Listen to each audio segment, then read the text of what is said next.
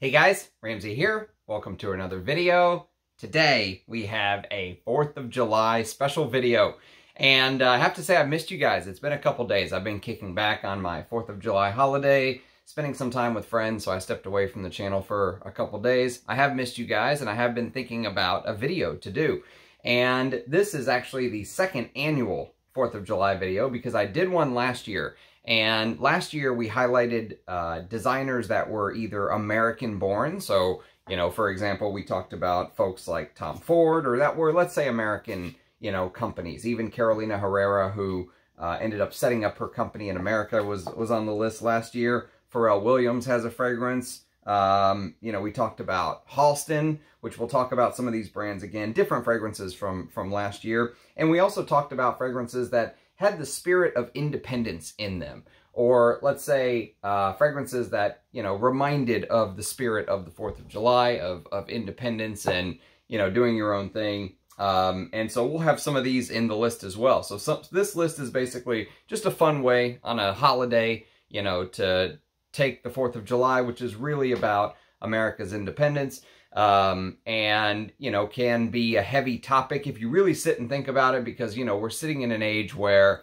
as citizens of a free republic, not a democracy, democracy is mob rule, but a free republic, you know, it really falls on us to, you know, make sure that we are staying vigilant and that we do keep that freedom, because there's always tyrants out there willing to step on you. You know, the old saying from the chap that wrote the 1984 book talking about the future is a boot on the face of mankind is what he said he sees the future being. And you know, our so-called misleaders, you could call them, they would absolutely go for that if we the people allowed it. So that's more of a political discussion, though. This is a fragrance channel, and so we are going to focus on the fragrances that I spent a lot of time trying to think about how this all plays together. But keep in mind, this is a fun list. Don't scrutinize it too heavy. It's just a fun way to talk about a lot of different fragrances. And I tried to make sure that none of them, except for one, which I have to include. It's like the honorary 4th of July fragrance for me. Outside of that one fragrance that we talked about last year, all of these are new. So if you have not watched my previous 4th of July video, it's a good way to go back and see what we talked about last time. And interestingly enough, you know, I talked about some fragrances that were not American fragrances. So for example, I mentioned Guerlain's Jiki and Mitsuko. And you can ask, well, how does that play into it? Well, the whole idea of independence or revolution is really what I was thinking back then. And Jiki and Mitsuko were basically a revolution of the heart, if you will. That's why the heart-shaped stopper is upside down on those. If you've seen those heart-shaped bottles, you have the upside-down stopper. And I also talked about things like Jean Patou's Joy. And you might ask yourself, how does Joy play into it? Well, even though Jean Patou is a French house, Joy was released in the midst of the Great Depression in America. And so while that was going on, it sort of brought people a little bit of joy, hence the name, in a very dark, otherwise very dark time. So that fragrance is interwoven into the you know, fragment of society, if you will. And so that's why I included that one last year. But if you want to see my full list from last year, go watch last year's video. This one will be similarly titled, but it'll be sort of the second annual 4th of July video, if you will. So it's good to be back with you guys. So let's get started. Scent of the day. You know what? I've been sort of finding myself reaching for these types of fragrances more and more, and I just can't help it. When I'm sitting here in the morning and I haven't picked out what I'm going to wear the night before, part of me just wants to wear stuff like this. And, you know, maybe the old saying that once you fall in love with oud, you start to fall out of love with the rest of your collection does hold some water, because this is the kind of stuff, this is all I've been wanting to wear lately. And so today it was Tigerlust. And you can see the dent I've put in this. This was given to me as a gift from a friend, from a very dear friend in Fragcom, who you all know, but he wants to remain anonymous. And so he threw this in with an order I actually purchased from him. And this is multiple types of oud, Sri Lankan oud, Chinese oud, Indonesian oud, with animalics. And normally, you know, when I talk about Ensar's fragrances, I talk about that Ensar sparkle. You know, it's got that sparkly ambergris feel, and that is there. But the reason that this is one of my favorite Ensars is that on top of it, especially when you first spray, you're going to get the smokiness, the animalic side of the oud. You're also going to get real animalics. You're going to get civet and you're going to get castoreum. And those two animalics are right there from the get-go. They're not hidden. A lot of times Ensar likes to sort of hide some of the animalics under the other ingredients. And his ingredients are fantastic. They're beautiful. But I like how the animalics here are front and center. They don't mess around. They just go, here I am, you know, not trying to hide. And I really enjoy that. And then, but one thing that I noticed today, and I have a review of this on the channel if you want to check it out, but one thing that I've noticed today is into the dry down, especially in the late dry down, 6-7 hours in, the most beautiful Timor sandalwood starts to really emerge, and it turns into just a brilliantly relaxing, amazing tobacco sandalwood fragrance. Just a brilliant composition by Ensar. Really enjoying wearing this one today. That is Tigerlust. That was my scent of the day today. Okay, so let's get started. Let's do a little bit of background on some of these houses because not everyone may be aware. So the first house we're going to talk about is Halston. And on last year's video, I talked about a couple fragrances from Halston, but since then, I got a chance to learn a new one. And I actually have a full review on this fragrance, but Halston was a huge deal. I mean, when you think about things like Studio 56 and, you know, you think about the clubbing, Studio 54, excuse me. What did I say, 56? I had too many glasses of wine last night. Studio 54. And so you think about that 70s disco scene. Halston was it. I have a friend who, Al Manzano, he's been on the channel actually, so I guess it's okay if I name him out. But he told me that, you know, when it came to discos and actually going out and hitting the town, what you smelled in the discotheques was not Polo Green.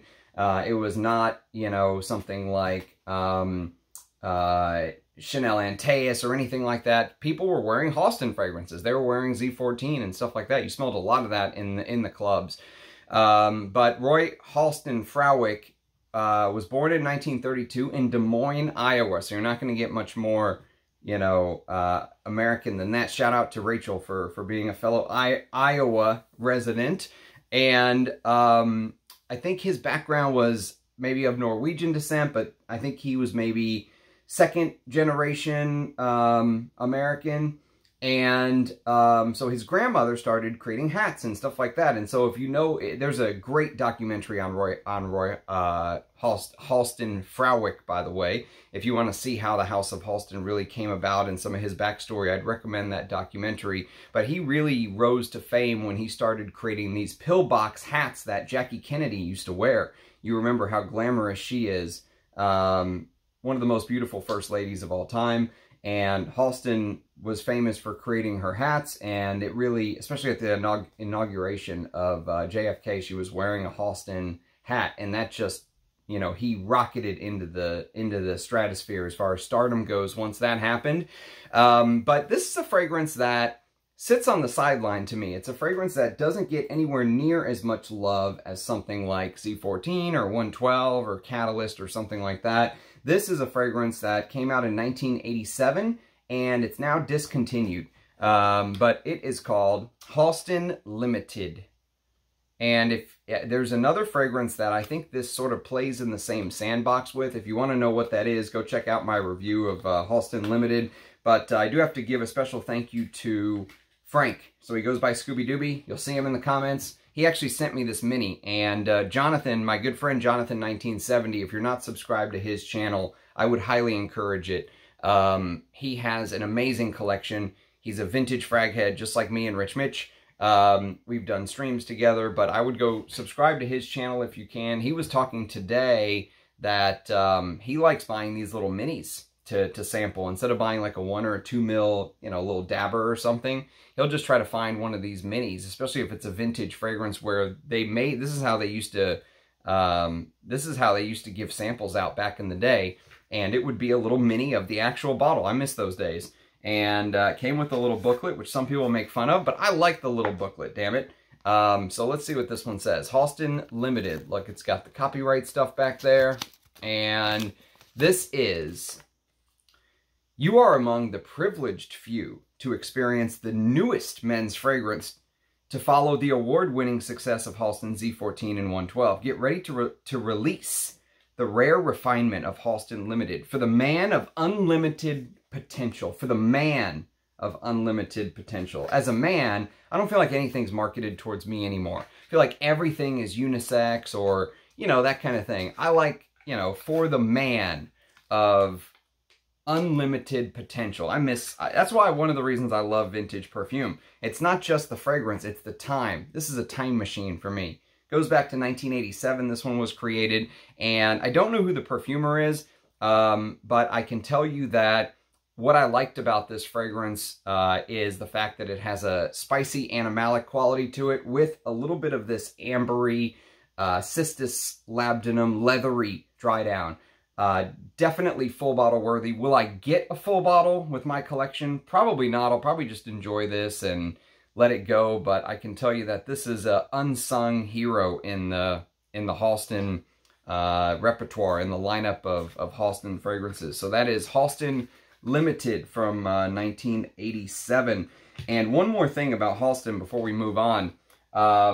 You know, talking to a couple insiders who, you know, have sent me some pretty decent stuff. I don't want to say who it was, but let's just say insiders who currently work in the industry. They have said that Halston was one of the biggest influences on Tom Ford. And Tom Ford is sort of like our modern day, you know, Halston, if you will, that Tom Ford wanted to be Halston. He basically wanted to be Roy Halston Frowick, if you will.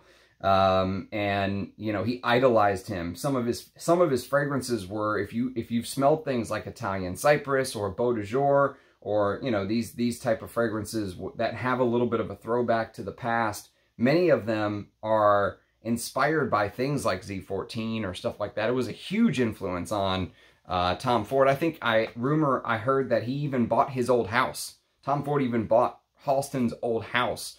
So you can see the influence. So it's not just a fragrance. It's the whole, you know, American experience and then the continuation and what happens in the future. So very interesting stuff there. But that is Halston Limited. Okay, next on the list is an Avon fragrance. And this is a fragrance that I also have a full review on. So 2 for 2. Actually 3 for 3 if you include Scent of the Day to begin this, as far as full reviews on the channel if you want to go check it out. This is a fragrance from Feraud, and it's called Feraud pour Homme. So the house is actually Louis Feraud, okay? And but what happened was they outsourced it to Avon to create this fragrance. So this is sort of the best. If you look on the bottom, I don't know if you'll be able to see because it's really small, but it says Avon products right there on the bottom. And interestingly enough, Avon used to be known as the California Perfume Company. And so there's a trivia question for you. If you want to stump somebody, ask them what Avon's original name was. So McConnell actually changed the name in 1892. And the original name was California Perfume Company. And the reason that they suggested that name is the abundance of California, of flowers in California. Very interesting stuff. But Avon is a house that, to me, is extremely underrated. I would really like to dive into some of these vintage Avon fragrances. I have some samples, so I'm going to do an Avon live stream one of these days where we, you know, try 5, 6, 7 Avon fragrances I have not talked about on the channel. But this is a very interesting one because it came out in the mid-'80s, so it came out in 1985. And this fragrance is sort of Avon's chance to prove they can compete with the big boys, that they're not just a direct marketing company, you know, because I think Avon is the oldest direct selling company in America, if I'm not mistaken. It's one of the oldest, let's say, because they date all the way back to 1886, which is crazy when you think about it. And I think their headquarters was in Suffern, New York. And so, interestingly enough, so this fragrance, if you like some of the 80s fragrances that came before and around this. Like, for example, if you like things like Chanel Antaeus, Leonard Pour Homme, you know, if those are the type of fragrances you really like, if you like sort of the aldehydic soapiness of Oscar de la Renta Pour Louis or something like that, I would definitely recommend you give this a sniff. This is very underrated. And the thing about some vintage fragrances nowadays is the prices have skyrocketed. I mean, I think the word is, I know the word is out. It's been out for years now, but it's really getting out even to the masses, the mass channels that try to advertise to, let's say, or speak to the, not the little niche frag head like we are, where we look in, you know, you're going to look at the bottom of the bottle and look at the batch code, and, you know, the people who are real addicts in the fragrance world, but who have these, you know, let's say mass appealing channels. I'm starting to notice even some of them trying to get into the vintage game now, and they are late, but the fact that they're trying to get into the vintage game shows how much faith is lost by the big companies.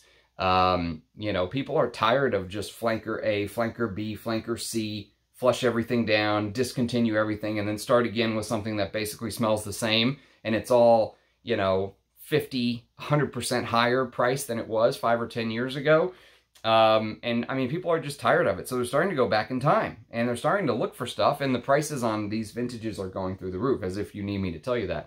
Most of you who watch my channel probably already know that. But this is one, the reason I went through that entire little diatribe there is to say that this is one that is kind of one of those under the radar scents that no one's hyping up Feraud Pour Homme, or very few people are talking about it. And it's an interesting fragrance. There's no notes, so I can't give you the notes, but I can tell you that it has a little bit of this, let's say, leather fougere-like feel to me, although there's definitely a leather aspect. There's a touch of an animalic aspect, but it's not as animalic as something like Antaeus, let's say. Although if you look at the dark bottle, you can see maybe they were going for an easier to wear Antaeus, you could say. There's also a little bit of this old school masculine soapiness, and when you mix that with the oak moss and the, you know, sharp musks and stuff like that, it's a good fragrance, and I think I said pretty good things about it in my review. But that is Feraud Pour Homme. Okay, so next on our little 4th of July Happy Birthday to America list is going to be a house that is headquartered in New York City. And so this gentleman, Mark Sage, actually came on the channel. So if you want to see the guy behind this brand and sort of learn a little bit about him, I've got a live stream with him and I. Under the live streams, if you just scroll down, you'll find it. But this is Clandestine Laboratories is the brand. This particular one is Film Noir. Thank you, Rachel, for sending me this bottle, by the way. This is a really good fragrance. Actually, pretty damn good brand, I have to say. I've done some, we talked about some of his fragrances in that live stream with him on, you know, right there, live, so he can kind of give feedback and stuff like that. But I've also done some individual reviews on some of his stuff, and I have some more samples, so there'll be some more individual reviews on his work as well. But he's a self-taught perfumer, and his sort of claim to fame, or his twist on things, if you will, is he doesn't want to smell any of the old classics. So his take on it is he wants all of the ideas to come from his mind, and he doesn't want to smell anything that was done before, right? So, you know, I was like, hey man, your stuff smells like this or that, or have you smelled this, or have you smelled that? And he's like, nope, nope, I don't want to smell it. I don't want to be influenced by it. I'm like, that's very interesting, because on one hand, I sort of understand what he's saying, but on the other hand, I would think it would be very hard to get sort of a grounded understanding of what came before, if you sort of took that path, if you will. But yes, Film Noir by Clandestine Laboratories, very interesting scent, because it has this brilliant orris that is slightly powdery, but it's mixed with this note of Choya Loban. And Choya Loban is apparently a perfume oil which contains the Indian frankincense Boswellia serrata. Okay, so it has this sort of incensey frankincense feel with sandalwood, with false sandalwood, with honey. And so imagine that honey with this beautiful powdery iris and oak moss and a tiny touch of oud. And if you look at the tint of the juice, you see how it's just a little bit green? That's how the fragrance feels too while you're wearing it. So it feels like there's just something on the horizon that's just a little bit green, a little tint to the green side of things.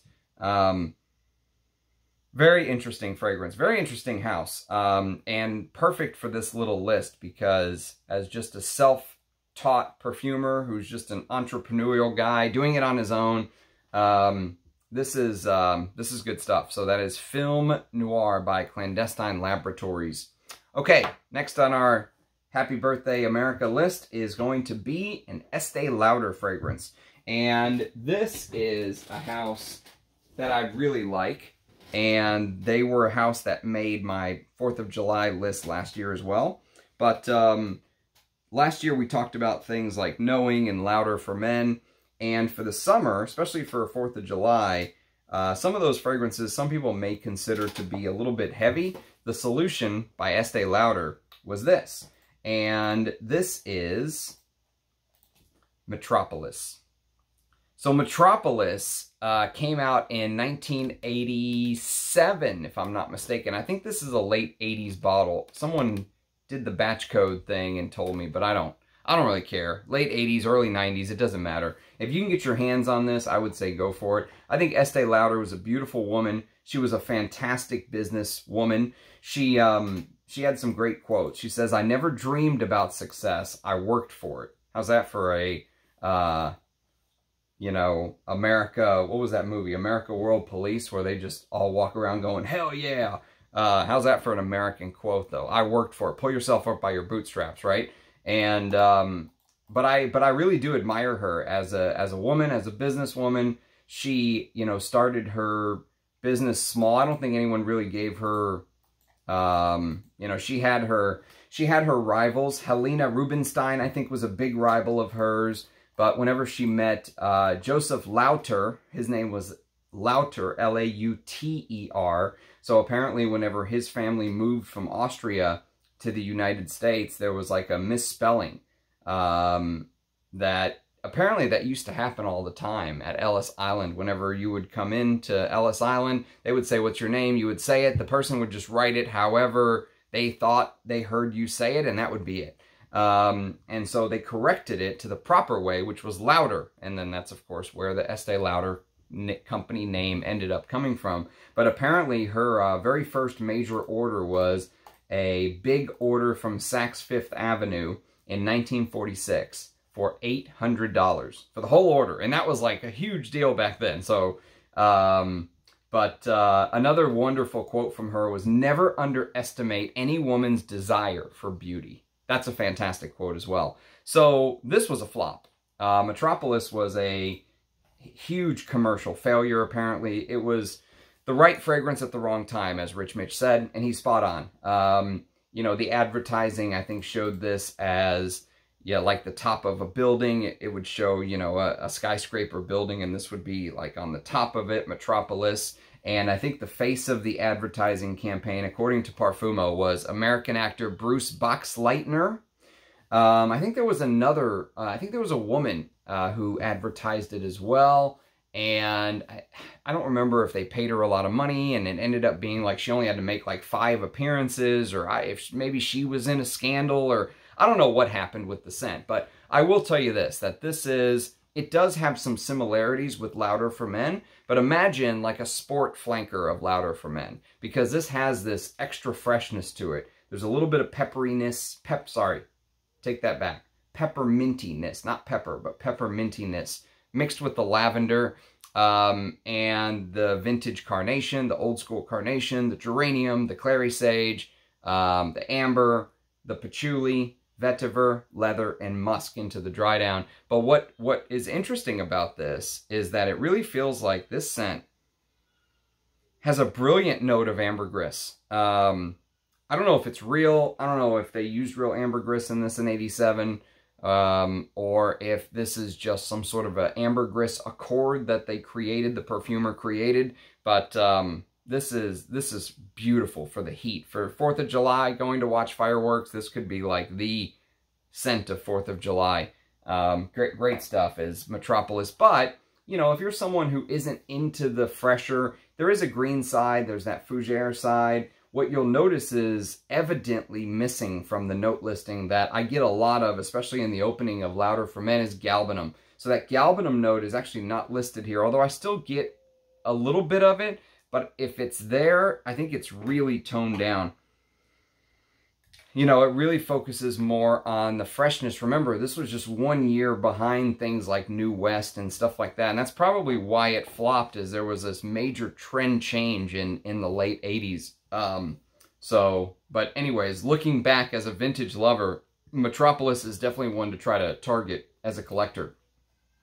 Okay, next on the list, I want to talk a little bit about the House of Aramis, because as far as, you know, Estee Lauder's history, again, going back to her savviness as a businesswoman, they ended up founding the American luxury fragrance brand for men in 1964 called Aramis.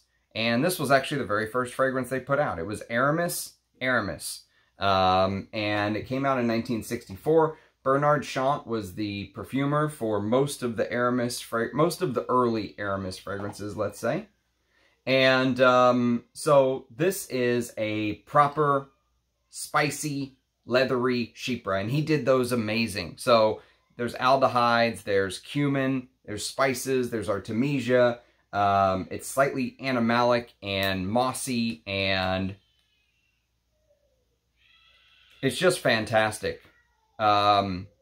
There's this animalic castoreum in the base. It is it's one of the best masculine fragrances for men, in my opinion, just as far as designers that you could go buy. And I think the other thing is that kind of set this apart is this was one of the first fragrances that was targeted for men, that was actually stocked at the big designer, at the big stores.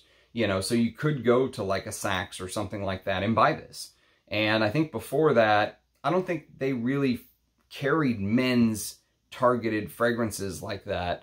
That this was like mass disseminated, where people could go to their local, you know, whatever it was, Macy's, and buy something like this as a man. And apparently that was something revolutionary in 1964.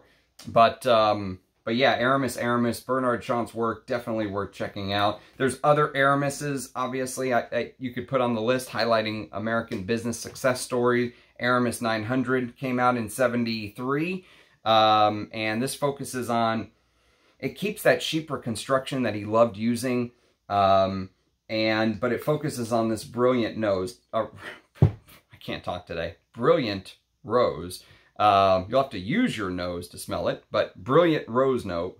And some people say that Bernard Chant used to love doing these little tricks with gender, where he would create a fragrance, one would be for men, and then he created another fragrance that smelled very similar to the one that was for men, but for women, and vice versa. And so with this one, Aramis 900 has a little bit of a similarity to Aromatics Elixir, which I have not smelled Aromatics Elixir. That came out in 1971. So the women's version actually came out first, Aromatics Elixir. Then Aramis 900 ended up coming out in 1973, a couple years later. And interestingly enough, he did something very similar with Aramis as well. So this came out in '64, and then in 1969 they released Azuré. And Azuré is marketed towards women, but to me it has a distinct similarity to Aramis. I actually think I prefer Azuré to Aramis Aramis. But, so yes, so he sort of did these back and forth gender games, which is very interesting. He also did it with something like JHL, which I did not put on the list, but, you know, you could take JHL and sort of see the history all the way going back to things like Opium by YSL, and then they also have a fragrance that I have been hunting for a long time that is actually in that, it's actually in that same ballpark as as opium, and the name escapes me right now. What is it called? It is because it's not an Aramis, it's an Estee Lauder. I'm gonna have to come back to it. I'm sure it'll hit me as soon as I move on. Now it's bothering me. Now I have to know. Estee Lauder. Let's see if I can find it real quick. Youth Dew. So Youth Dew is the fragrance that JHL has some similarities to, and I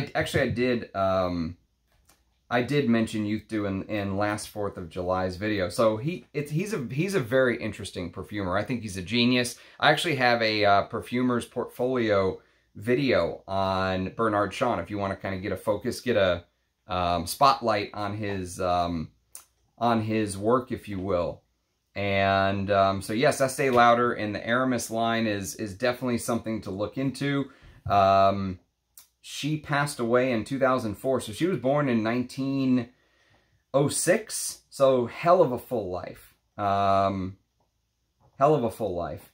And the other couple that I would say fit perfect into the whole 4th of July time, you know, and especially where I'm at in Texas, it's hot, right? So you're going to go probably in the heat and watch fireworks or something like that. These two, Tuscany per Uomo and New West. These two are perfect for the summer for me. Now, this is more old school. This is starting to lean a little bit more into the, this is like a shot across the bow for the aquatic movement, let's say. But Tuscany per Uomo, oh, it's just brilliant for summer. Spicy and woody, and the anise note, you know, you can, the anise note is spot on in this fragrance. You know, you can trace it, you can trace that anise note right back to something like this, Azaro pour Homme. So if you like the anise and Azaro pour Homme, I would definitely urge you to get your nose on Tuscany per Uomo. If you can find one of the older bottles with the star on it, do it. The leather in the base is more amped up. It's a little bit more of that old school masculine, a little more challenging feeling. And the new bottle is still good from what I hear, but the even older version of this, because this is sort of like the one in the middle, there was actually a first version called Etruscan. I've never smelled that one, but Etruscan is the very first version of Tuscany per Uomo. And then, of course, New West, like I said, this is 1988. This was a huge hit in the late 80s because it has a little bit of that marine touch to it. But this, and I was actually going to include Creed's Aralfa in the list because of BlackRock, but BlackRock ended up selling the brand a week or so ago. So I decided I would not. But Creed's Aralfa does something similar where, yes, there are little touches of marine aquatic notes here and there, but there's also you know, notes from the masculines of the last decade or so before it came out. So you get some of the green mugwort, artemisia-like smell. You get some pine. You get some leather. You get the oak moss. You know, it didn't just go full on aquatic. I think that really Aqua de Jo, I don't know if it was, I don't know if you could call it the first aquatic, but it was definitely the aquatic that sort of drew that line in the sand and said, this is going to be this straight up, you know, salty marine, oceanic, aquatic, out and out aquatic. We're not going to add any pine, no oak moss, no juniper, no mugwort, no artemisia, no leather, no amber, you know, that kind of thing.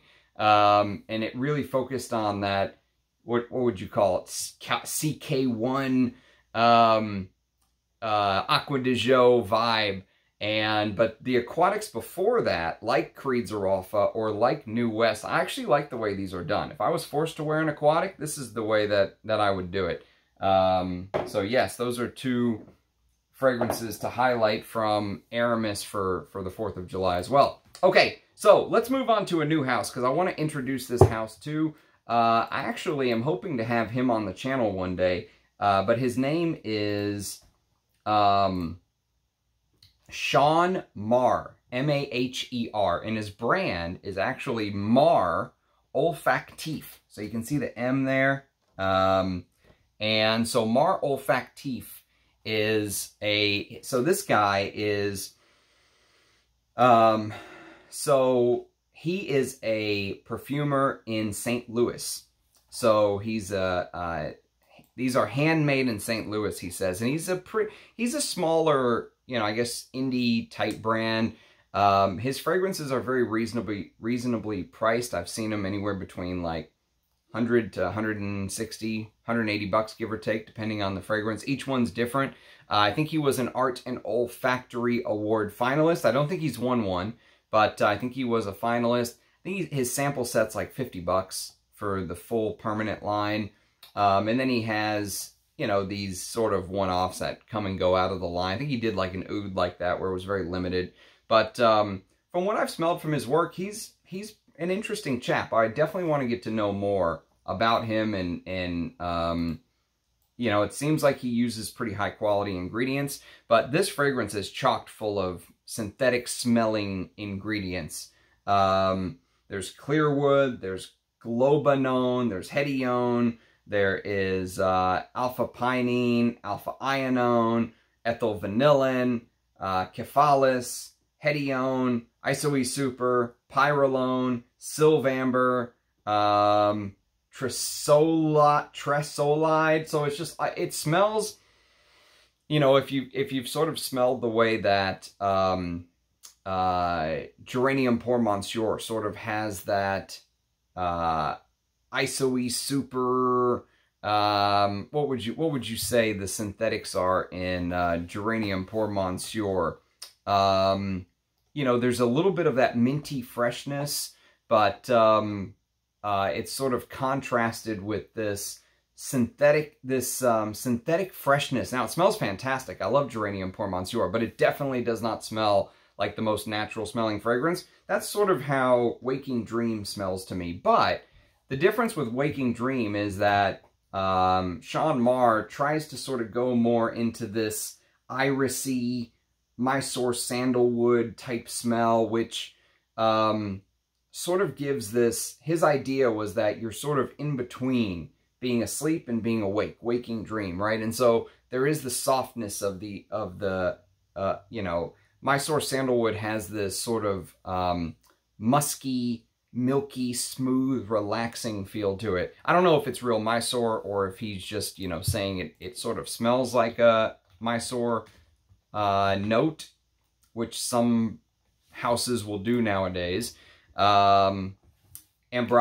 So that's what I was thinking. I was thinking of the Ambroxan. So imagine this isoe super Ambroxan, because there's a lot of Ambroxan in Geranium Pour Monsieur. It gives it this Ambroxan throw, you know, where you can just detect it. Even though you may not be able to smell it on yourself, it seems like it comes and goes. Everyone around you can smell it because of the Ambroxan. That's how Waking Dream feels to me. But there's a freshness to it as well. So it's sort of this blend between the awake part and the sleeping part of the dream, you know, where you're comfortable, your head's on the pillow, but you're dreaming about, who knows what you're dreaming about. There's amber and benzoin and clary sage.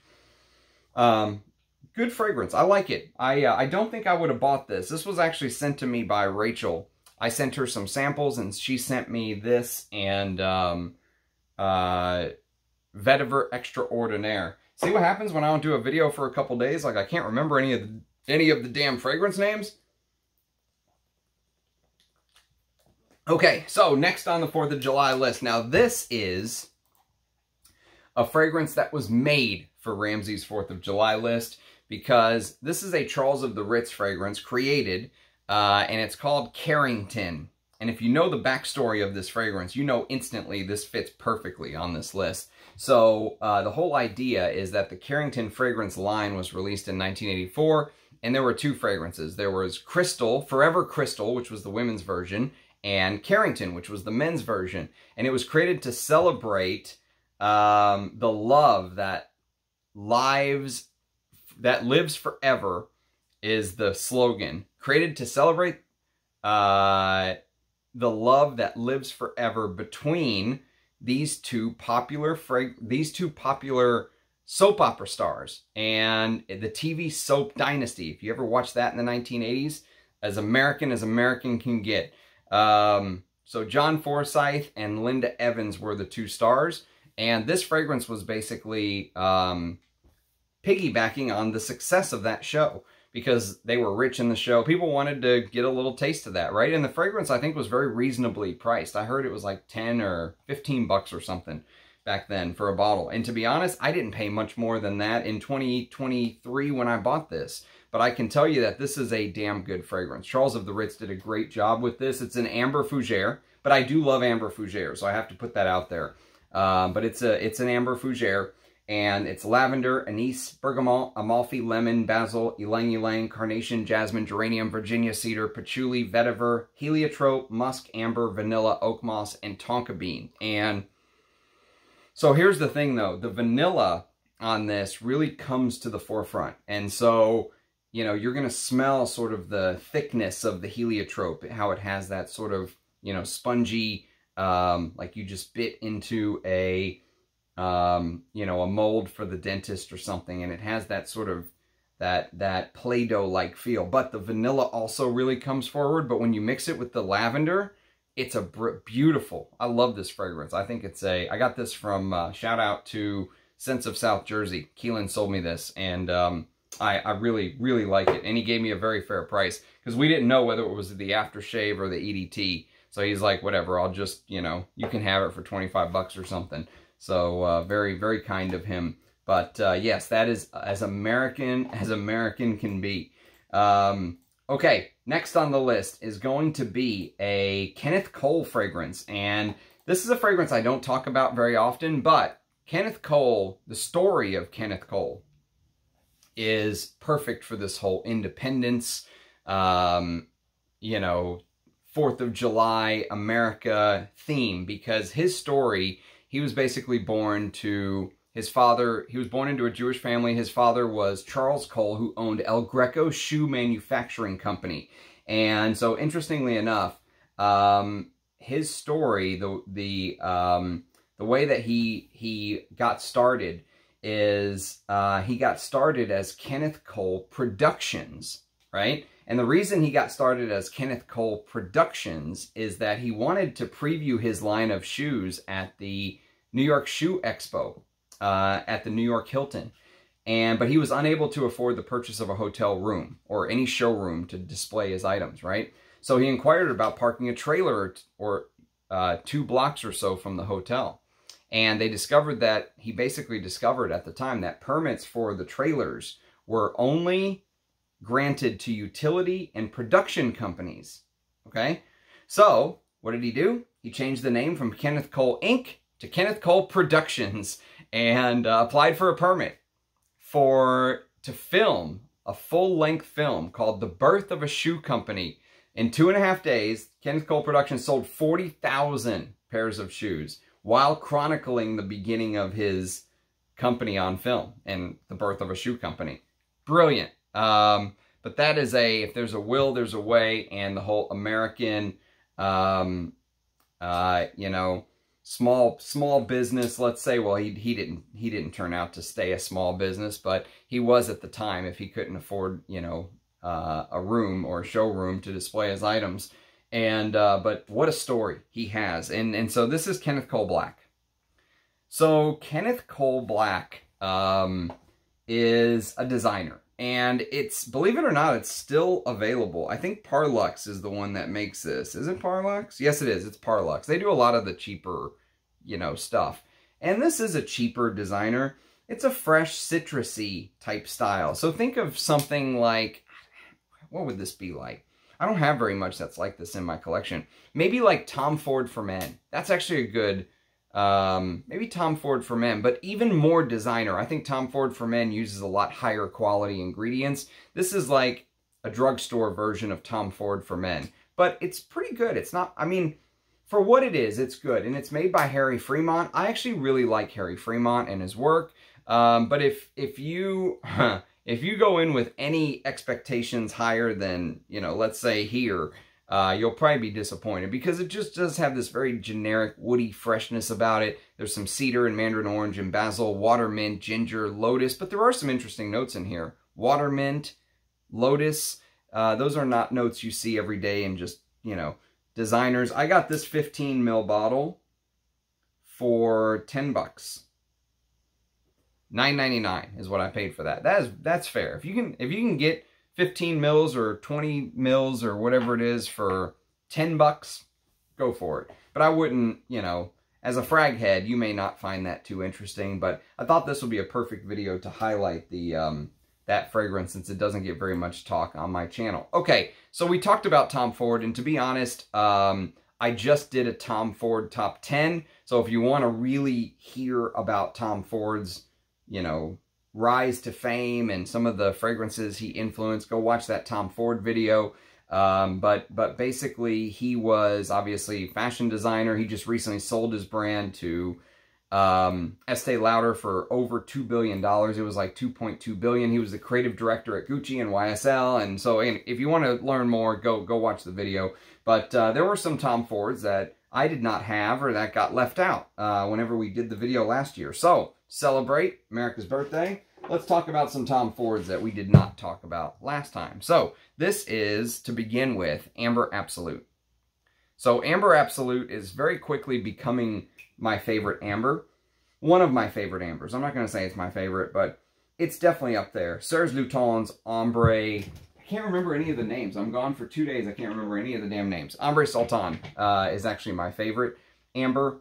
But this is rapidly rising up the ranks. Amber Absolute is stupidly discontinued. Ridiculous decision to discontinue it. Maybe it had something to do with the ingredients. Maybe the restrictions, you know, limited what they could do. They didn't want to really dilute the fragrance, so they discontinued it. If that's the case, shout out to them for discontinuing it instead of putting out a shit product with the same name.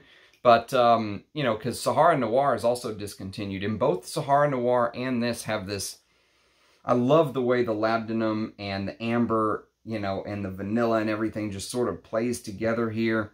Christophe Laudamiel made this, and I think this was the one, he ended up putting the formula online just because he's pissed off at the industry. You know, he's sort of an outside-the-box thinker. I like Christophe Laudamiel.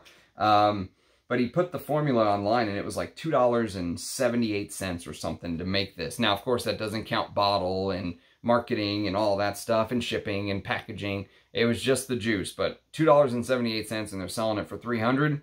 They're making some damn money. But Amber Absolute to me is one of the best ambers, and shout out to, this is the bottle I got from Hari. This is the one that's half full. It's like right there.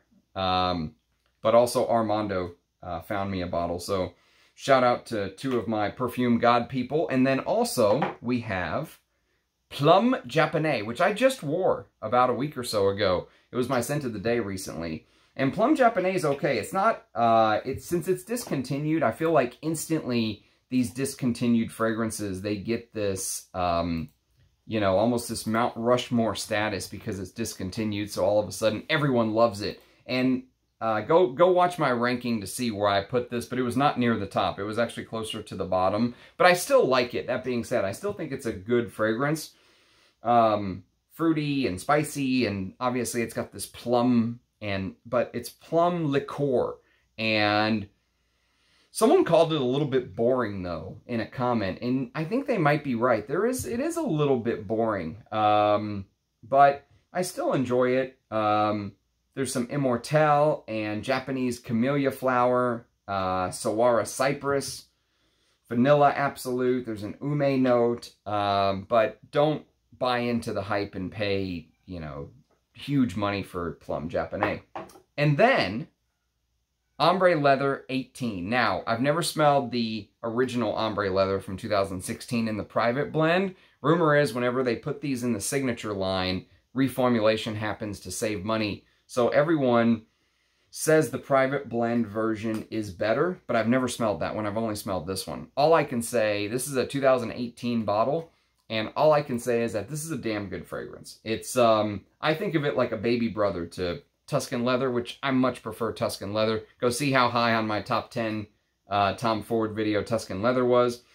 This is done by Sonia Constant of Givaudan, and she did a damn good job, you know, doing a, I would say, more mass appealing, more easily digestible for the masses, and still have a slightly challenging leather scent. It's nowhere near as challenging as Tuscan leather to me, but there is a boldness to this. There's a leathery, spicy boldness. You know, there's a little bit of that get out of my way. It's slightly smoky. I love the black leather note. And actually, I think this right here is supposed to be leather. I don't know if you can see the different, I don't know if you can see sort of the different texture there, but I think this is technically supposed to be like a piece of leather.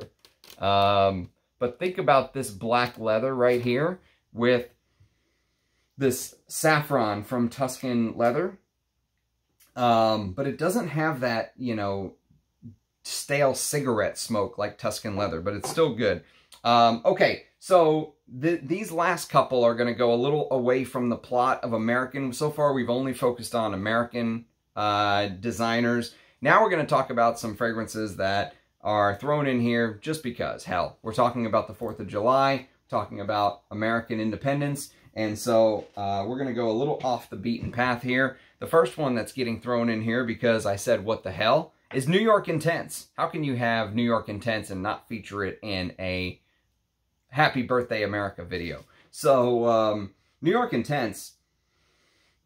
So I haven't smelled all the Nicolai Parfums, obviously. I have more samples. Well, she calls her house Nicolai Parfum Creator. So I haven't smelled all the Nicolai Parfum Creators, Parfums de Nicolai, whatever you want to call it.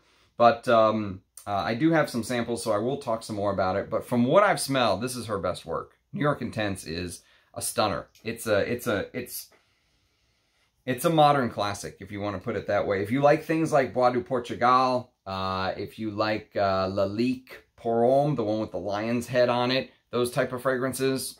If you like Emmanuel Ungaro Pour L'Homme 2, the one with the, you know, Tiffany for Men type smell, but with that big, huge civet note into the dry down, check out New York Intense. New York Intense opens up modern and classy with the lavender, the spices. There's some thyme, there's some clove, petitgrain, and pepper. But it's a very relaxing, to me, this is a very proper scent, suit and tie scent. There's chamomile, which is even more relaxing. But into the dry down, there's styrax, there's oak moss, there's civet, and castoreum in the base. And so there, it does turn animalic, but it never goes over the top. It always stays classy. So, New York Intense. And actually, thinking about it, you know, not just the name, but also when you really think about it, Patricia de Nicolai really founds that, or stands with that American entrepreneurial spirit, because she is the great-granddaughter of Pierre Guerlain, and she's the niece of Jean-Paul Guerlain. And she actually went to the university and attended the renowned ISIPCA perfumer school in Versailles, and they wouldn't give her a job at Guerlain. Some people claimed it was gender discrimination. I don't know what it was. I don't know whether they just didn't see her degree as like a junior perfumer being worth a damn, or if they just didn't want a woman perfumer. I don't know what the story was, but whatever it was, with Jean-Paul Guerlain's help, she ended up getting a job at Florissant and then Quest, and she worked with Lancôme and Sophia Grossmith, and ended up, of course, founding her own brand with her husband. And I know Luca Turin really enjoys her work. One of the great unsungs of the fragrance world, Luca Turin says. But she definitely has that, you know, that spirit, the entrepreneurial American spirit, if you will. So shout out to Patricia de Nicolai. Okay, and then we have a house that sometimes gets avoided on YouTube, and I don't want to avoid it because I think it deserves to be talked about more. He also has the entrepreneurial spirit. It's my good friend Eugene, and his house is called Les Abstraits. And so this particular bottle, La Douleur Exquise, I bought with my own money. This one was sent to me for free by him, and to be honest, I almost feel like I just want to send him the money for this, because I feel like instantly people start questioning someone's motives on YouTube. It's sad that that's what it's come down to, but they think if you get the bottle for free that almost your, you know, whatever you say about it, just it just gets instantly written off. And I don't think that's fair, because I do think that there are people on here, and I would hope I would count myself, and you guys would also count me in there. And, you know, people like Persolays, or there's a handful of people where even if they got the bottle for free, I would trust them. And this is one that I really think, this house in general is a house that I think deserves more talk. And so Des Cendres is the one that I got for free. But this one came out in 2023. I really think that this is the perfume of the year. Honestly, so far for me, this is the perfume of the year. Now, I do have the new Feel Oud fragrance coming, Oud Balsam. So I think that very well could challenge this for fragrance of the year. I'm hoping that it will. But man, if you like things like Devon by Aramis, Antoine Lee created an absolute duo masterpiece to me. There's also a third fragrance called Belle Âme, which is a really nice, relaxing, irisy, you know, slightly salty, but, you know, just a very calming, relaxing. Think meditation when you're thinking Belle Âme. I decided not to buy a full bottle of that one, although I would like one to complete the collection. I know it's a really nice iris, but I ended up going for 31 Rue Cambon instead. And I don't regret it, but because I love 31 Rue Cambon. It is one of the classiest Chanel's. Fantastic Chypre as well. But I do wish I had the third bottle to complete the collection. But Des Cendres and... but if you like Devon, I would definitely give Des Cendres a try. And then also La Douleur Exquise has one of the most unbelievable rose patchouli openings.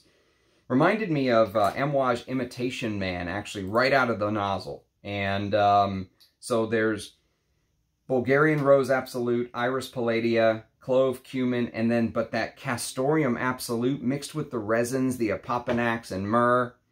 Oh, it's so good.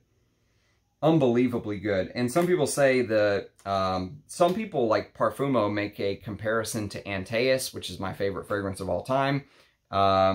It's the reason why that's the fragrance that's on that banner, at the Sistine Chapel painting. And so there is a little bit of that. You'll get a little bit of the Castoreum that will remind you of Antaeus, but it's in the deep dry down. You have to wait, you know, 5, 6, 7 hours for that Castoreum to come out into the dry down and start having that Antaeus feel. You know, most of the fragrance, you're going to get that rose patchouli, but these deserve much more hype. They deserve much more talk. If you're going to buy modern perfume and you're not going to go vintage, yeah, this is the kind of stuff that should be talked about. And speaking of entrepreneurial spirits, I know Eugene is a Canadian, so this won't fit as far as like American houses, but as far as that American entrepreneurial spirit, absolutely 100%. Les Abstraits deserves much more talk in my eyes. And finally, the fragrance that is almost a must on a 4th of July video, because it has the damn flag on it. So it has the American flag on it. This has to be included in here. This is the only repeat from last year. The only repeat. And it is Polo Sport.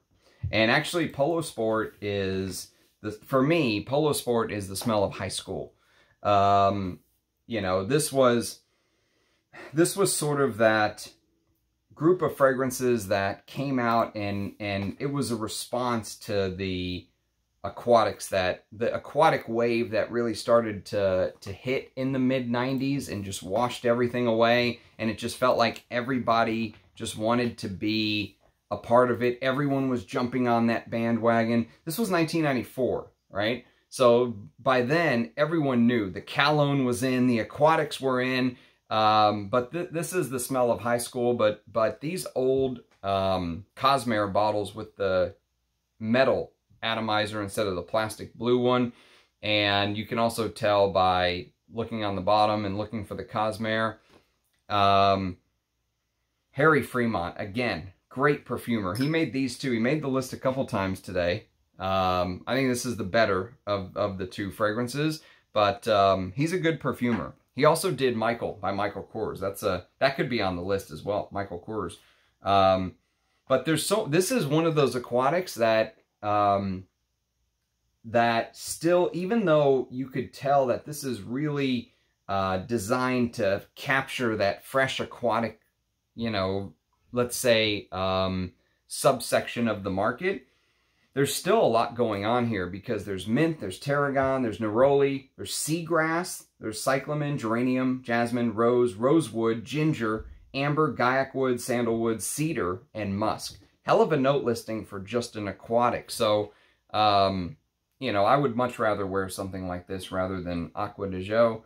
The Scented Devil called it Aqua de Gigolo the other day, and I don't think I'll ever be able to get that out of my head. So, very much appreciate that, my friend.